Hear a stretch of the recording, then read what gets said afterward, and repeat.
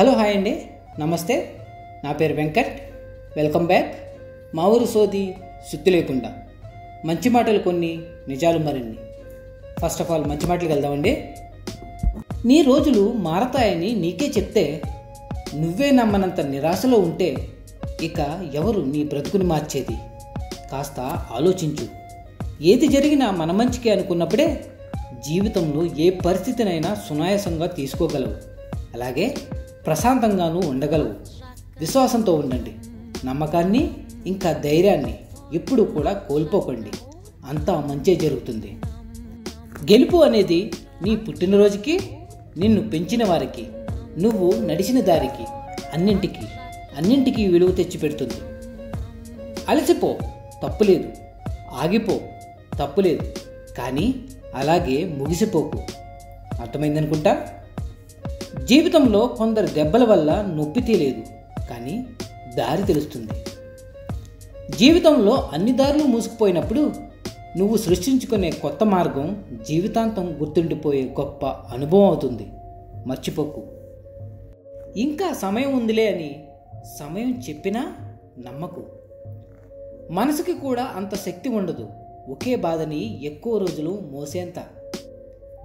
ఎవరు నిన్ను నమ్మనప్పుడు నిన్ను నువ్వే నమ్ముకో. ఆ తరువాత వచ్చే విజయం ఎంత గొప్పగా ఉంటుందో మీకే అర్థమవుతుంది. ప్రయత్నించి చూడు. నీ వల్ల కాదు అన్న వాళ్ళకి నిన్ను అంచనా వేయటం ఎవరి తరం కాదని నీ గెలుపుతో నిరూపించు. ఒడ్డుకు చేరిన వారి మాటలు ఒకలా ఉంటాయి, నీళ్ళలో ఉండేవాడి మాటలు మరోలా ఉంటాయి. ఒకరిది అనుభవం, మరొకరిది పోరాటం. ఈత వస్తేనే నీళ్ళలో బ్రతకగలం, లేదంటే మరణిస్తాం. కానీ ఈ సమాజంలో బ్రతకాలి అంటే ఇంకా చాలా విద్యలే తెలుసుండాలి, కాదంటారా? తన వరకు వచ్చినప్పుడు మాత్రమే మనిషికి బాధ విలువ తెలుస్తుంది. అప్పటి వరకు ఎదుటివారి బాధ చులకనగానే కనిపిస్తుంది. బలవంతుడు కొట్టే దెబ్బనైనా తట్టుకోగలమేమో కానీ నమ్మినవాడు కొట్టే దెబ్బను మాత్రం తట్టుకోవడం చాలా కష్టం, కాదంటారా? కురుక్షేత్రం తప్పదు అనుకున్నప్పుడు కాలక్షేపం పనికిరాదు. నిర్ణయించుకున్నాక నిమిషం కూడా వృధా చేయకు. మొదలు పెట్టడానికి యుద్ధం చేయాల్సి వస్తే ఇక ముగించడానికి నిన్ను నువ్వు ఎంత సిద్ధం చేసుకోవాలో అర్థం చేసుకో. ఎవరూ లేకుండా గెలవలేను, ఎవరూ రాకుంటే గెలవలేను అని ఎప్పటికీ అనుకోకు. నీ నీడ కూడా తోడు రాని చోట నీది కాని రోజైనా నువ్వు గెలవాలి అనుకున్నప్పుడు గెలిచి చూపించాల్సిందే. గుర్తుంచుకో. వెలితిగానే ఎన్ని రోజులు ఉంటుందో మనము వేచి చూద్దాం. వెలుగు రాకుండా పోదా? వెలిసిన జీవితం వెలిగిపోదా? కోల్పోయినప్పుడు కాదు, కోలుకుంటున్నప్పుడు అర్థమవుతుంది జరిగినదంతా మన మంచికే అని. గుర్తుంచుకోండి. పిలిస్తే రానివాళ్లే పిలుపు రాలేదని ఏడ్చే రోజు తప్పకుండా వస్తుంది. కాలమే అన్నింటికీ సమాధానం చెప్తుంది. విధానం తెలిసే వరకు నిదానంగానే వెళ్ళాలి. బాధలనేవి అందమైన భవిష్యత్తు కోసం హృదయం మోసే ఆభరణాలని ఎప్పటికీ మర్చిపోకు. కొన్ని బాధలు తట్టుకోలేనంతగా బాధ పెడుతూ ఉంటాయి. కొన్ని రోజులు గడిచేంత వరకు, కేవలం కొన్ని రోజులు మాత్రమే. కొందరు దూరమయ్యాక జీవితం పైన ఆశ చచ్చిపోయినట్లు అనిపిస్తుంది. కానీ అలాంటి శక్తి ఎవరికీ, అలాగే దేనికి కూడా ఉండదు అని కాలం ఖచ్చితంగా నిరూపిస్తుంది.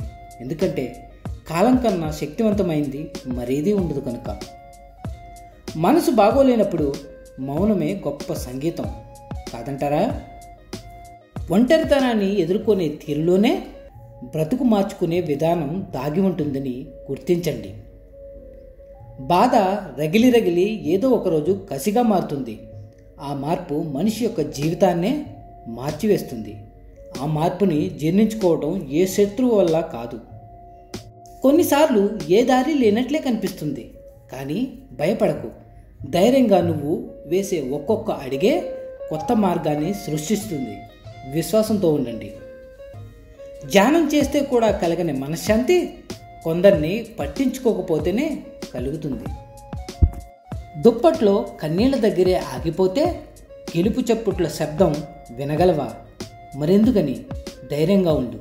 ఏది జరిగినా కూడా జీవితం సజావుగా సాగుతున్నప్పుడు కాదు, సమస్యలతో ఊగుతున్నప్పుడే నీ యొక్క సామర్థ్యం అర్థమవుతుంది.